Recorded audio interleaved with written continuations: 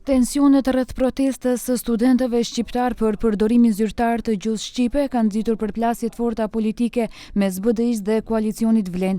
Shkas u bën video incizimet e publikuara në media, ku shihen përplasje dhe ndërhyrje të policisë ndaj studentëve nga Tirana, të cilët kishin ardhur në mbështetje të protestës në Shkup.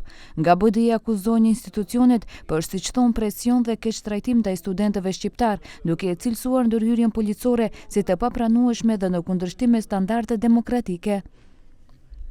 Ky nuk është rend publik, ky është presion politik ndaj studentëve shqiptar dhe ndaj çdo zëri që kërkon barazi. BDI kërkon ndërheqjen nga zëvendës ministri Astrid Tiseni, kërkon përgjegjësi të menjëhershme nga MPB dhe sqarim publik për çdo veprim policor. Në anën tjetër, nga Vlen hedhin poshtë akuza duke pretenduar se BDI po tenton të politizojë çështjen e studentëve për përfitime politike.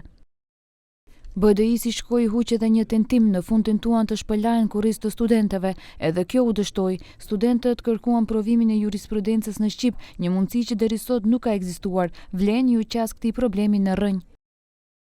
Ndryshe, 2 ditë më parë, studentët të cilët erdhën nga Tirana në mbështetje të protestës në Shkup u ndaluan nga policia e Maqedonisë në pikën kufitare Blat, ndërkaq më pas në media u publikuan disa video incizime ku shihen përplasje dhe ndërhyrje të policisë ndaj studentëve.